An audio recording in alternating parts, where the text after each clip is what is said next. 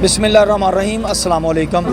मैं हूं पाकिस्तान न्यूज़ की तरफ से तारिक नवीद और मैं इस वक्त मौजूद हूं जमाते इस्लामी के उस काफ़िले में जो लाहौर रवाना हो रहा है। फ़लस्तीन के निहत्ते बेगुनाह मुसलमानों को जो शहीद किया जा रहा है उस पर एहतजाज के लिए लाहौर में जो इनका मरकज़ी आज एहतजाज है वहाँ पे ये शिरकत करेंगे।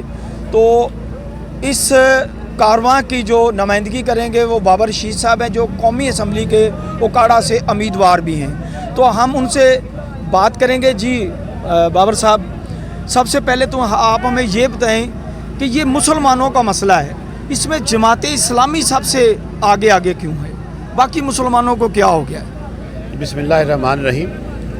सबसे पहली बात तो ये है कि जितने भी लोग जा रहे हैं और ये डेफिनेटली सारे जमात के चाहने वाले तो हैं, लेकिन साथ फ़लस्तीनी मुसलमानों के साथ मोहब्बत करने वाले भी हैं और उसी मुसलमान और इस्लाम के रिश्ते की बुनियाद के ऊपर ही जा रहे हैं। जहाँ तक ये बात रही कि जमात इस्लामी ही फ़लस्तीन के इशू को ज़्यादा क्यों हाईलाइट करती है या इसके लिए क्यों तगदो और जदोजहद करती है, तो ये जमात इस्लामी का खासा रहा है शुरू से, इसलिए कि हम एक उम्मत का कॉन्सेप्ट रखते हैं और उम्मत के कॉन्सेप्ट के हवाले से जहाँ जहाँ मुसलमानों के ऊपर कोई भी जुल्म शद्दत और बर्बरियत हो तो जमात इस्लामी ये समझती ये है कि वो हमारे भाई हैं और चुभे कांटा जो काबुल में हिंदुस्तान का हर पीरो जवां बेताब हो जाए कि इससे किसके मिसदाक जो है वो हम उस इशू को अपना इशू ही समझते हैं। जी बाबर साहब, यहाँ से तकरीबन कितने लोग जो हैं वो शिरकत कर रहे हैं डिस्ट्रिक्ट ओकाड़ा से?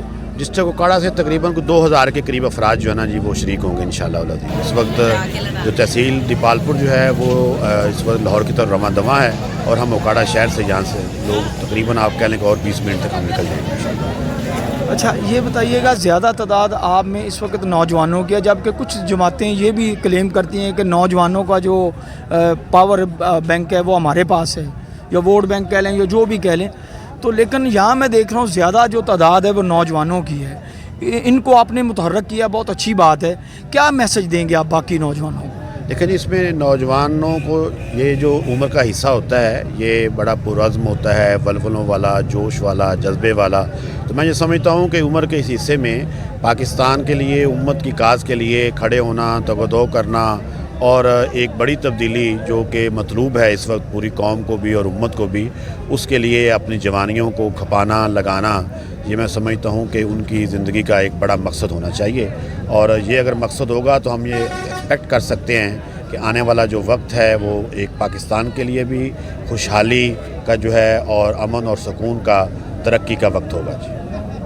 अच्छा, इस वक्त एक और जो बड़ा अहम सवाल है वो ये है कि इस वक्त जो पाकिस्तानी गवर्नमेंट की पॉलिसी है फ़लस्तीन के ऊपर, क्या आप उससे मुतमईन हैं?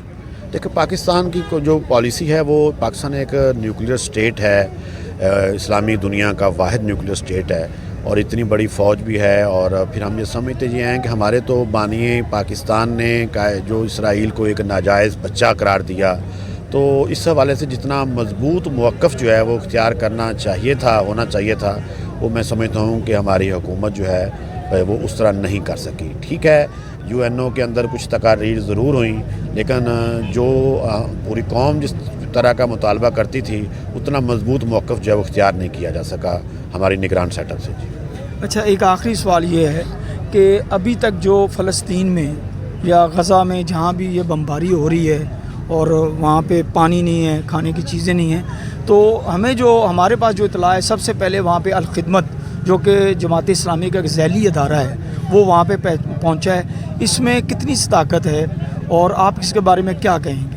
अच्छा, इसमें अल्हम्दुलिल्लाह जमात इस्लामी का जो इदारा अल-ख़िदमत जिसकी आपने बात की है, उसने रोज़े अव्वल से ही, जब भी ये क्राइसिस स्टार्ट हुआ उस वक्त से कुछ जो है इंटरनेशनल NGOs के साथ और बिलखुसूस टर्किश जो NGOs हैं उनके साथ मिल के रिलीफ़ के कामों के लिए जो है ना इसने अपने आप को पेश किया है। और जो वहाँ पे अद्वियात की सूरत में और ख़ुराक की सूरत में इमदादी सामान जो है उसमें इन्होंने अपना कंट्रीब्यूशन किया है। और अब आगे जो हॉस्पिटल्स हैं बनने हैं, रिमोट हॉस्पिटल, डॉक्टर्स की ज़रूरत है, उसके लिए भी अल्हम्दुलिल्लाह तकरीबन 2000 से ज़ायद डॉक्टर्स की रजिस्ट्रेशन मुकम्मल हो चुकी है। जैसे ही वहाँ पे हालात इस तरह के होंगे, बॉर्डर ओपन होता है, रफ़ा क्रॉसिंग को बेहतर किया जाता है, تو یہ جو والنٹیئرز ہیں یہ وہاں پہنچ کے جو اس وقت فلسطینی 20,000 سے زائد جو فلسطینی ہیں وہ اس وقت زخمی ہیں، اور جو وہاں پہ انفراسٹرکچر جو تباہ ہوا ہے اس کی بحالی کے لیے بھی الخدمت جو ہے جماعت جو ہے وہ وہاں پہ پیش ہوگی اپنی جو NGOs کے ساتھ، جن کے ساتھ کوآرڈینیشن کر رہی ہے۔ جی، بابر رشید صاحب نے ہمیں اپنا موقف جو ہے بڑے تفصیل کے ساتھ دیا، تو اس وقت ضرورت اس امر کی ہے کہ جس جذبے اور جس جوش کے ساتھ جماعت اسلامی فلسطین کے مظلوم نہتے مظلوم مسلمان بھائیوں بہنوں بزرگوں کے لیے کوشش کر رہی ہے، اسی طرح تمام مسلمانوں کو ذاتی طور پر بھی اور اجتماعی طور پر بھی اس کوشش کا حصہ بننا چاہیے، اور جس طرح بھی ممکن ہو ان کی مدد کے لیے آگے بڑھنا چاہیے۔ کیمرہ مین سلیمان علی شیخ کے ساتھ طارق نوید، پاکستان نیوز، اوکاڑا۔